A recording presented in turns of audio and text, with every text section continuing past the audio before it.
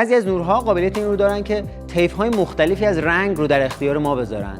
به این نورها میگن RGB لایت ها و معمولاً توی پنل ها و تیوب لایت ها میتونیم اینها رو ببینیم. اما در شرایط مختلف از تلخ ها و فیلترهای رنگی هم میشه استفاده کرد.